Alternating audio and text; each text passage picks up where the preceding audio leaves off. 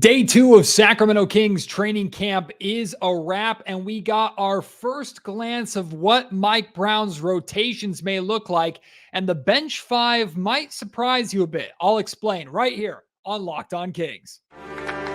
You are Locked On Kings, your daily Sacramento Kings podcast, part of the Locked On Podcast Network, your team every day.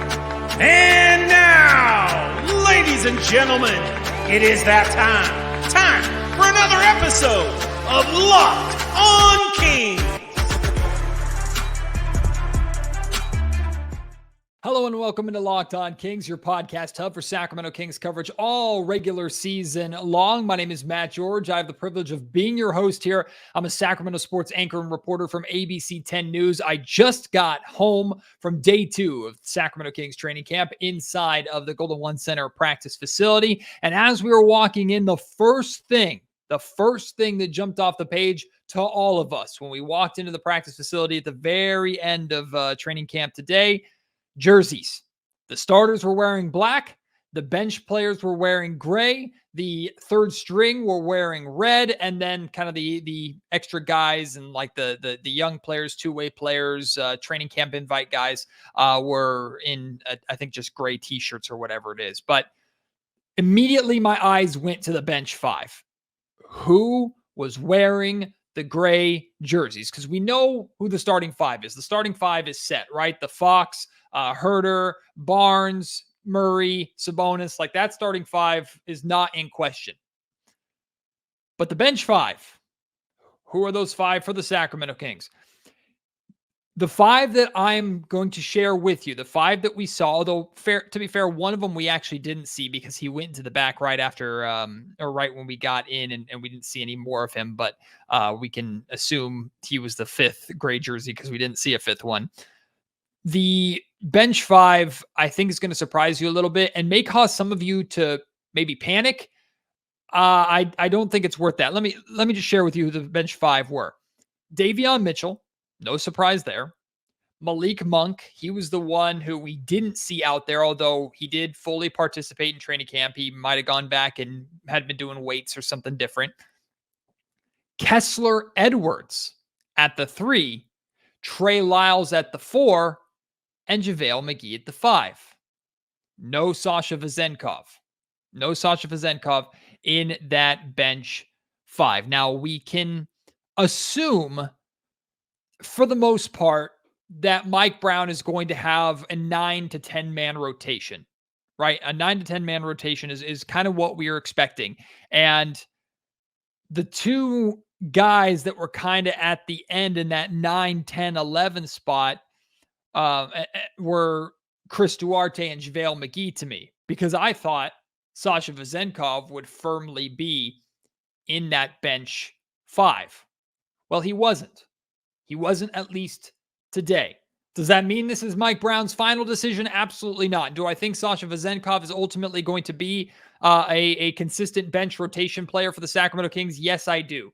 So why is he not there now? Is it because he's still new and is learning like the NBA game and learning the Sacramento Kings compared to Kessler Edwards, who has spent not the full last season with the Kings. The Kings acquired him at the trade deadline, but is at least very familiar with what Sacramento is trying to do? Is Mike Brown trying to go more traditional positions with his bench 5? Because we've talked a lot about this summer, Sasha Vezenkov playing the 4 and having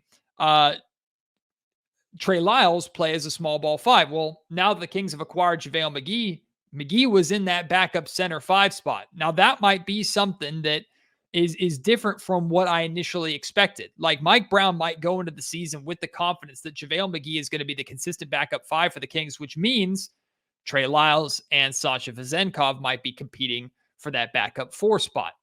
Again, I don't know how long that's going to last. It's too early to draw conclusions from anything about that today, but that certainly surprised me. And then Chris Duarte.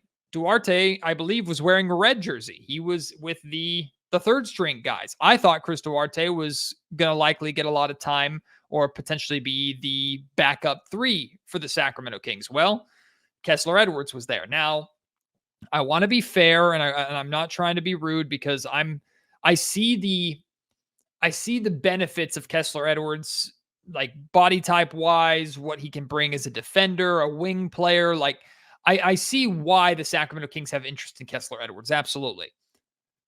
I do not believe in Kessler Edwards very much as a consistent rotational player for the Sacramento Kings if they're going to be the championship contenders that they say they want to be. Like, I don't buy it.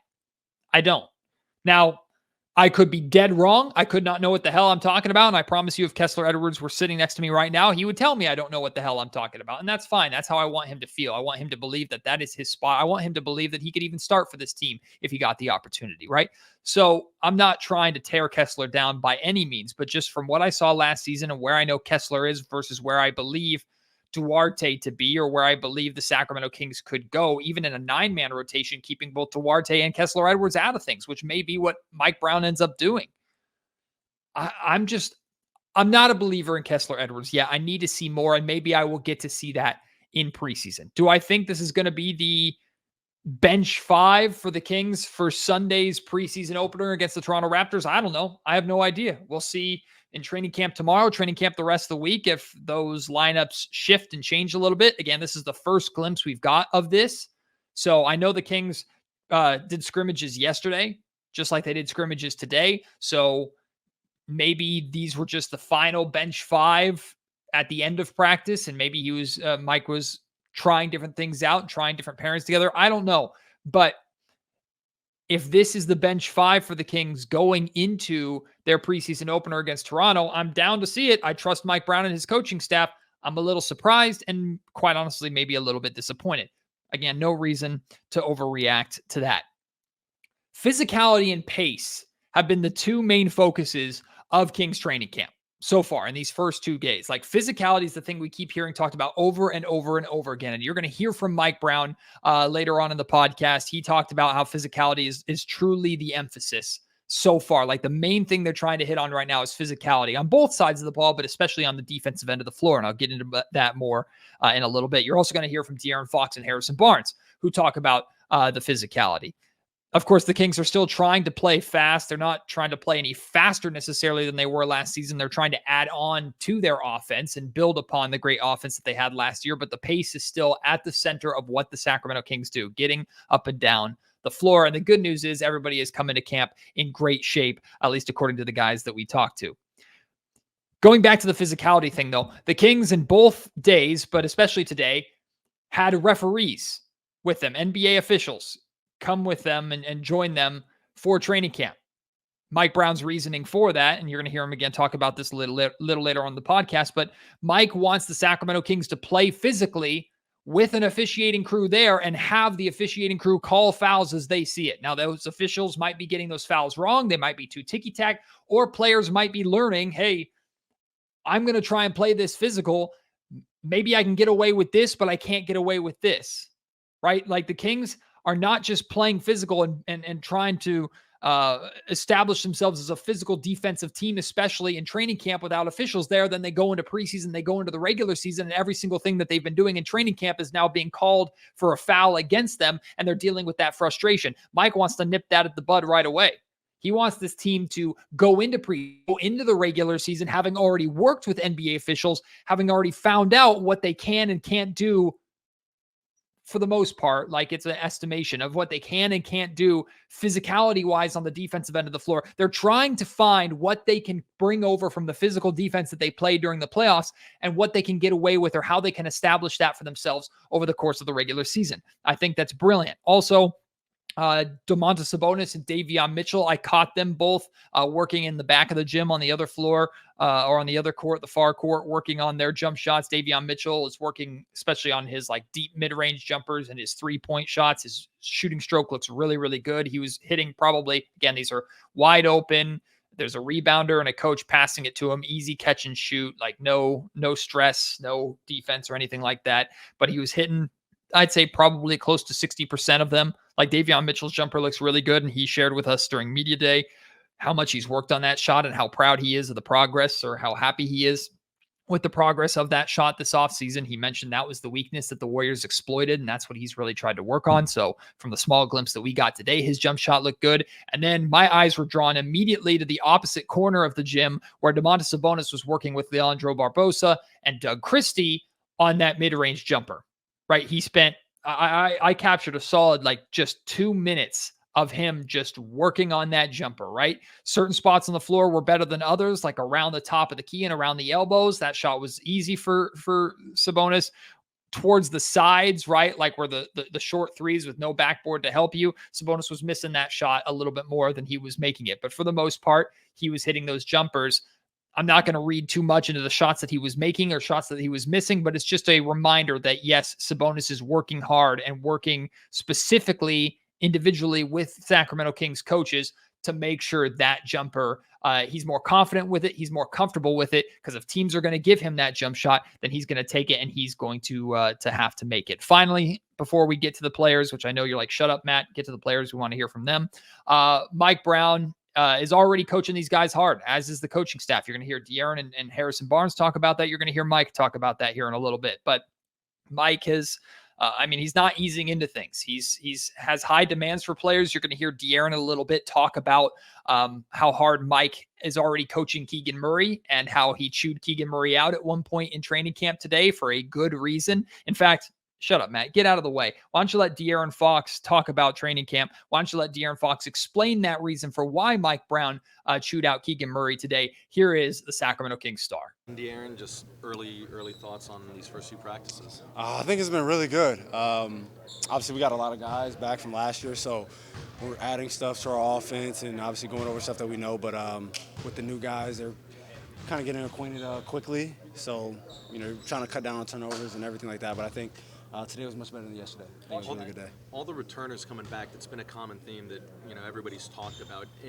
Do you feel that in how different just two practices feel compared to the first two last year? Yeah, definitely. It doesn't feel like a training camp where everybody's trying to understand each other and understand a whole new offense, especially with our starting group. Like we come in, we have the same guys. So we're basically just adding to the stuff that we already knew, and what was considered a complex offense. It's probably a little more complex than it was last year, but I think guys are catching on quickly, and we already understand each other. So with the communication that we have while we're talking, and then nonverbal communication as well. So I think that's been a big thing for us. And then defensively, I think we've been a lot better. Obviously, we have referees out here, and we're trying to learn how to be physical, how to be physical on both ends of the ball. Obviously, blowing up DHOs, things like that, without committing fouls. I know it's just day two, but the competitiveness compared to training camps in the past, is it different, another level? I am not gonna lie to you. I think I remember my second year's training camp because Dave had us running so much. I really don't remember the ones between those and last year, but it's been extremely competitive. No matter who we put out there, I think. With our team, I feel like as far as depth, especially offensively, I feel like we have that. So it's been extremely challenging to get stops, but also because we're working on new things, it kind of gets sloppy at times. But that's what you expect going into the beginning of the season. We know how well y'all get along, but how much do you bring out the best in each other, you think? I think especially since we've known each other most guys have known each other for over a year now. It's kind of allowed guys to get on each other even more. So when there's a bad turnover or a lapse in defensive communication, guys are letting each other know. And like I said before, it's not getting taken personal, and you something said to you, you take it, you take the criticism, and then you fix it next time. And I think that's been great for us. Is it too early to find where maybe some early strides have been made for your team, and what might those be? I think it is early, but I think obviously where we want to take our biggest step is defensively, and I think guys now on that end are talking, communicating a lot more. I don't know if it's guys are a lot more comfortable being around each other, but I think these first 2 days have been really big in that department. And how much physicality? About being like playoff in the league, like what you saw in the playoffs, and trying to draw that into the season more consistently. In your eyes, how does that look in the regular season? Yeah, we always talk about that, always being what separates bad from good players, good from great players is just being able to be consistent throughout the entire season. And I think he's brought that from day one. And for him, I think that looks like just being locked in all the time. Always being ready. Obviously, we've talked about it in the past. He's someone who can come in and light up a room. And for him, just on the court, it's always being able to make plays, always being ready to shoot the ball, and just do whatever the team needs for us. And I think that's what he did throughout the season. Obviously, for him, he wants to do it a lot more consistently, and that's what we need out of him. How much physicality does JaVale bring to the team, and is that already showing up in practice? Oh, it's for sure already showing up. I mean, he's a big guy just standing at the rim. I mean, he's such a shot blocking presence. Even if you don't think he's going to block the shot, there are times where he gets to the ball and you're looking like, how the hell did he had a Goldton today. It was crazy. And it was off of a second jump. Like, he jumped the first time. I think it might have been Sasha. He jumped the first time, and then Sasha tried to get it over him, and he caught it. It was crazy. It was a Goldton, but it was crazy. But his presence is definitely felt, both physically and verbally. Mike's talked about making some tweaks to the offense a little bit after last year. How do you think that can help the offense? I think it kind of just allows the offense to continue to be free-flowing. I think there were times where we got a little bit stagnant trying to run some things, and they're kind of just trying to get that out. Obviously, we play so freely and so openly. We want to continue that with no matter what set that we're running. De'Aaron, you got a lot of guys that are coming back, but the 3 guys that will probably be rotational, JaVale and Sasha and Chris, they all kind of, either Sasha being 28 as a rookie or JaVale playing with Mike before or Chris playing with Sabonis, they all have some ties. Does that help you guys fit them in? Yeah, definitely, because, I mean, obviously when it's different when you're coming into the league as a rookie where you don't know anything. Sasha's played for so long. I mean, JaVale's been in the league for, I think he's in year 15 or 14, something like that. And Chris has played with Domas for many years, so it helps us because we're not starting from ground zero with those guys. They've been there, they've done that, so it's a lot easier for them to get acclimated. They're just learning a new offense, and defense is probably just different terminologies. It's not like you're learning a whole new thing. Have you seen Keegan's offseason work showing in these first 2 days? Yeah. Mike got on his ass today about pass up a shot, and I mean, I think it's great for him. And I think as a team, I think we might have hit 4 threes right off of that. So yeah, I think the offseason work has definitely allowed him to be able to bring up the ball. Obviously, like, we have such a free-flowing offense; anybody can bring the ball up.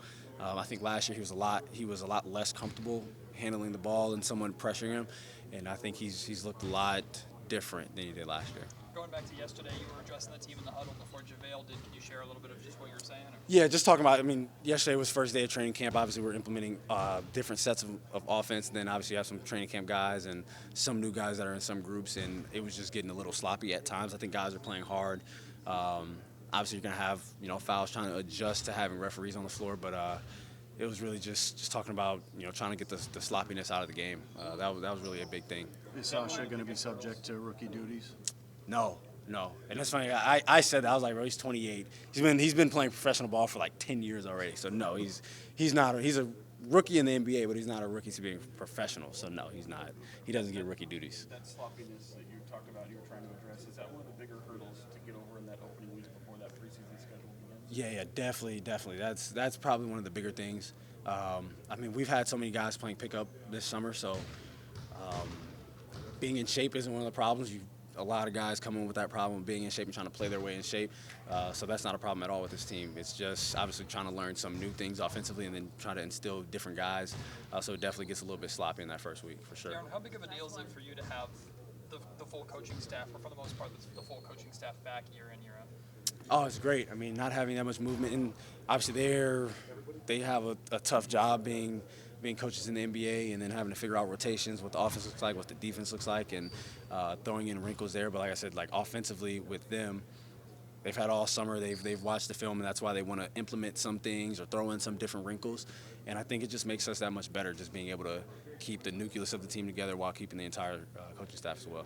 Today's episode of the Locked On Kings podcast is brought to you by Ibotta. I'm not trying to stress you out, but the holidays are coming up quickly, which means you have a long list of gifts and things to buy, not just like gifts for people, but like think decorations, think food, anything that you possibly need to buy for the holidays, you can buy and now get cash back today for free. Ibotta gives you cash back on hundreds of grocery items, from produce to personal care to pantry goods, so you can make sure you're beating inflation no matter what you are purchasing. All you have to do is link your loyalty account or upload your receipt after you shop, and you get your cash back. It's that easy. The average Ibotta user earns $100 per year. That's money that can cover a bunch of Christmas presents. That's money that can cover the cost of a grocery trip. You could use that money to buy yourself Sacramento Kings tickets, or maybe this year at least one ticket. Well, whatever it is, you get cash value from Ibotta, not points and rewards towards certain stores, cash. And you also can get that from online brands and retailers like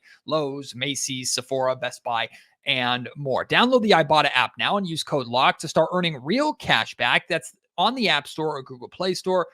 The Ibotta app, Ibotta, in the Google Play or App Store, and use promo code LOCKED. Let's hear now from Harrison Barnes. And really quickly, before you hear from HB, I just want to touch on this because I made a note of this and mentioned this in the Media Day podcast on Monday. But HB seems like he's just in a really good place right now. He seems really happy, really chipper, really upbeat. And I haven't talked to HB more than these media scrums, so I don't know specifically like how he's doing or what's like going on in his head right now. But I get the sense, the body language from what he's been saying, from interacting with him and being around him in person, I get the sense he's very happy to be back and he's very relaxed and comfortable with his role. We talked a lot about how he's probably going to be taking a step back, how he's falling back to, at least in the starting lineup, probably the fifth option for the Kings. He seems, at least as of right now, perfectly okay with that. He seems very comfortable here in Sacramento, seems very glad to be back. And more importantly, all of his teammates and especially the Kings coaching staff seem very happy to have HB back. Here he is. Take a listen to him at day 2 of training camp. What's the vibe like? It's good. It's been high energy. Guys have been competitive, getting after it, so that's been good. Any different feel than last year and year 1 under Mike Brown? I think for the most part, just having familiarity with what we're trying to do, what we're trying to accomplish. Getting more into live action, competitive stuff sooner, a little less teaching, so that's always positive. Is that kind of the little less teaching, is that kind of a sign of a step forward in this group? Yeah, I mean, I think it's a step forward, but also just a lot of guys coming back. I mean, we kind of know what we're trying to accomplish, just adding different wrinkles to that and just competing. I think that's the biggest thing. What's the biggest hurdle in this opening week before, obviously Sunday where it comes quick and you're already in the preseason schedule? I don't know if it's necessarily a hurdle. I think it's just keeping this energy that's here. It's always easy the first week, in my opinion. Everyone's coming in early, feeling good, playing hard, before we really start putting wins and losses on the board. So for us, throughout this preseason, we start playing games, minutes are distributed and stuff like that. Continue to just be positive and build each other up. You got a lot of guys coming back, but what about the new guys? How are they fitting in so far with Sasha? Yeah, I mean, I think kind of what I said on Media Day. I mean, all their strengths are things that just allow them to mesh in seamlessly. Sasha obviously can shoot the heck out of the ball. Same with Chris. JaVale has made his presence known on the defensive end, on the offensive end, just playing above the rim. So those guys have been able to come in and just have an immediate impact. Do you think they push the returners that are here, some of the new guys, like in terms of just minutes and positions and everything like that?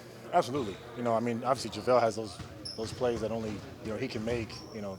On both ends that you just kind of scratch your head at, a few goaltends. But, Sasha, Chris, all those guys. I mean, they come in, obviously great guys, but they just push the tempo, just make us better, just make the games more competitive. Couldn't help but going to be a little faster this season, right? You tell him he wants to play a lot faster than Coach Brown did. You guys want to play a lot faster than I think we just want to just play fast. I don't know if it's necessarily faster than last season or saying that last season we were running, but we want to play fast. We got the talent, we have the spacing. It's just a matter of us taking care of the ball. Turnovers are something we got to clean up, especially early on in camp, but we always want to play fast. What does JaVale bring in terms of physicality, and is that showing up already? Yeah, absolutely. I mean, defensively, obviously he covers so much ground. He's been in this league a while. He can talk, communicate with guys, kind of be that anchor for us. So, he's been great. Saw the conversation that you were having with Mike. Anything you could just share from what that conversation was? No, I mean, we're just talking hoops. Always got a lot to talk about. Early on in camp, just what he sees, what I see. So, it's been good. How different does it feel for you to have so much continuity going into this year, and how do you think that helps with Kings? It's great. I mean, to start off a season, I think with not a whole lot of question marks in terms of a variety of things. It's good, because it's just about basketball. It's all about us just coming together, playing, hooping, the vibes on the court, in the locker room, in the training room, stuff like that. It's positive. So, for me, I'm enjoying it. Harrison, Mike has talked about it's easy to take a step from here to here, but that next step is so hard. You've been through that before as a young player where, I guess, you made the second round, you took a step back in year 2, in year 3, you made the championship. So how difficult is that, and how is that transition from being a good team to a great team?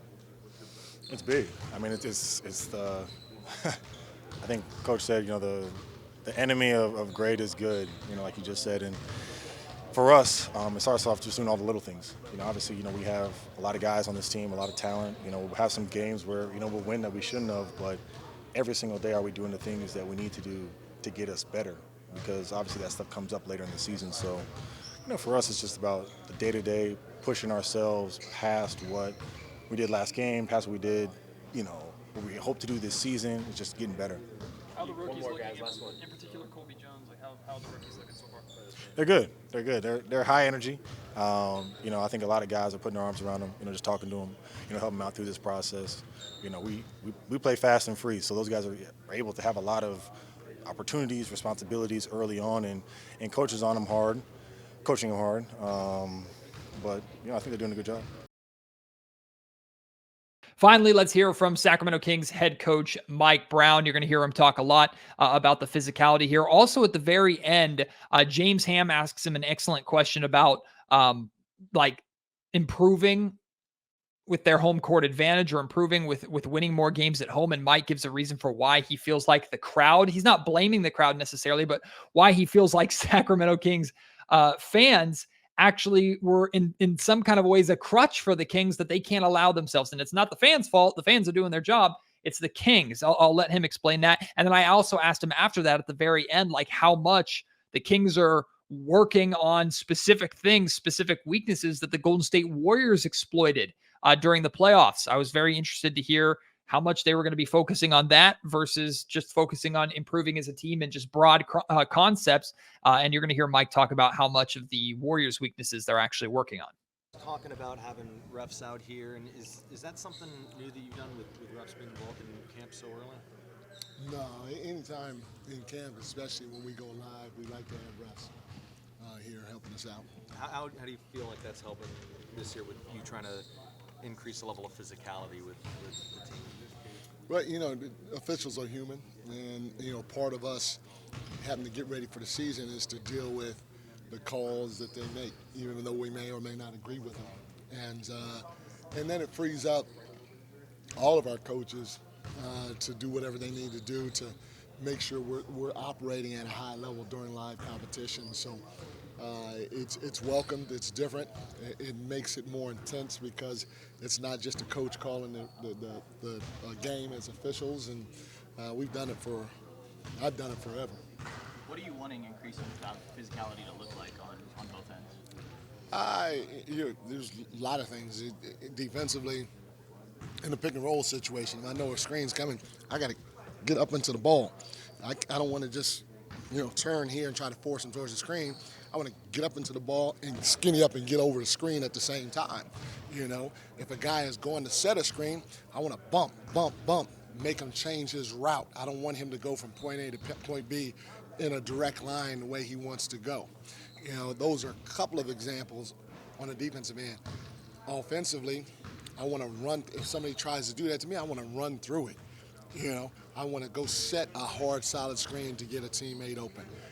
Those are a couple of examples. The biggest thing for us, though, on the defensive end of the floor is we're not a big team, especially when it comes to our starting five, which means we all have to do a great job of protecting the rim together.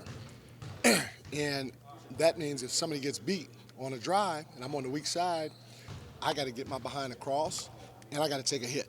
I got to take a charge. I don't care how big or small. I got to get ran over for the team so we can go the other way with it. Or if I'm late, I got to go vertical and take that hit in the chest. Fox and HB have already talked about the hard coaching that you and your staff are doing. How are these guys responding to that, even though it's day 2? It's been great. I said this last year. I'll continue to say it. When you have your guys, your top guys especially, starting with Oxy and Sabonis, when they allow you, and when I say you, I'm talking about me and the rest of the coaches, to coach them, then it makes our job easier to coach everybody else. And so we're not going to treat them any different just because they're quote-unquote superstars. That's who, they superstars. They get paid for being superstars. So we have to make sure that we coach them hard, and allows us to coach everybody else. But like I said, it wouldn't be able to happen without them giving the blessing to it. Is there a difference between having a player's respect and having a player's trust from a coaching standpoint? I think it's basically the same thing. I think respect and trust kind of go hand in hand, because usually you don't respect somebody if you don't trust them to a certain degree. You may not fully trust them, but you trust them to a certain degree, and so I think they go hand in hand. Mike, before the preseason schedule kind of gets underway on Sunday, what is it that you're most honing in on? The level of physicality. I'm gonna keep harping on it because, like I said, we have to start right now. It can't be something that we try to figure out come playoff time, because then it'd be too late. Mike, what's your philosophy on having training camp here in Sacramento compared to other teams that may have it, in San Diego and Colorado? Just what's your thought process on that? I got to give our ownership group credit, starting with Vivek. He putting his money where his mouth is, or did I say that right? Or his mouth where his money is? That's all right. His money where his mouth is. Okay, it's all the same. You know what I'm talking about. And this is a beautiful facility, and we have everything we need right here, while having the luxury of going home to our families, And again, we talked about the word family yesterday, and part of it is, trying to spend time with them. And we don't get a ton of opportunity to do that. And so if we're able to go home and sleep in our own bed and see our wives or our kids or whatever on a night-in, night-out basis, hopefully it makes it a little easier for everybody else when it is time to go hit the road, because we're around these 2 weeks or this week and a half or whatever it is during training camp. Mike, two questions. One, you talked about physicality. How much is that showing up from JaVale already in practice? No, he's been in multiple finals, so he understands what it takes to play at that level. The one thing JaVale probably is going to have to get used to, and he can do it, but is to play fast, not most possessions, but every possession. And we're going to continue to push him to do that on both sides of the ball. But his length, his size, he's not just long and skinny. He's a grown-ass man, if I could say that, and he's big. So he's big across the chest. He got broad shoulders, and he's long, he's athletic, and he knows how to play. And so adding that to our team is going to give us a different look compared to what we had last year. Okay, and also, did you have full participation from everybody today? Yeah. Okay. When you look at that backup 5 spot, obviously, McGee, Landon, and Lyles even showed some things as a stretch 5 in the playoffs. How do you view utilizing that? Is it going to be based on matchup, or are you leaning more toward defense? How do you look at that backup 5 spot? No, we're going to go with who we go with at the end of the day, and we're going to rock with that. And obviously, you guys know, I'm not afraid to make a change if I need to, and so if I feel like we need to make a change, we will. But it's whatever gut feel we have at that time, or whatever success we had in the past at that versus that team at the time. Mike, you talked about having practice here, training camp here, but how does that translate to the regular season? Because I know this last season, you guys were great on the road, 25 wins on the road, but one of your best ways to improve is to be better at home with only 23 wins. How do you get that, push that message? Right, I felt, and there could be a lot of different reasons, that our crowd is so good, that sometimes we rely on them to bring the energy for us while we're here, and we can't go into any home game thinking that, okay, hey, we could turn it up at the end because we're at home. We're used to these rims, or the crowd's going to give us that extra energy. We have to have an appropriate fear, that same appropriate fear for whoever our opponent is at home, like on the road. On the road, you're going into somebody else's building. It's a funky environment. You're probably locked in a little bit more because you're not, staying up till 10 o'clock with the kids and then watching a movie till midnight with your wife or something like that, or going to have dinner with your boys and stay. So it's probably a little bit different on the road, because our team is great in terms of focusing with their time, but having that appropriate fear, no matter who we play, at home is going to be big for us, and just let all the other things come as they come. Speaking of the crowd home opener against the Warriors, how much are you already are just addressing and working on specific things that you faced from the Warriors in the playoffs versus more just broad? You know, the Warriors, they were NBA champions last year, so they taught us a lot. And so some of the adjustments that we're making this year on both sides of the ball are because of that series. And, you know, when you experience playing the world champions in the playoffs in a 7-game series, you learn a lot about yourself, and I felt we did last year, and hopefully we can have some carryover to it this year. It looked like you had 1s and 2s out there today. Did you guys scrimmage, and if so, what that look like? Yeah, no, we knocked heads yesterday. We did it today, and we'll continue to do it throughout the course of camp. And I thought we were a little bit better today than what we were yesterday, and that's what makes it fun. You know, one of the things that we did, we scrimmaged in a way where the defense was already waiting on us and already know it was coming.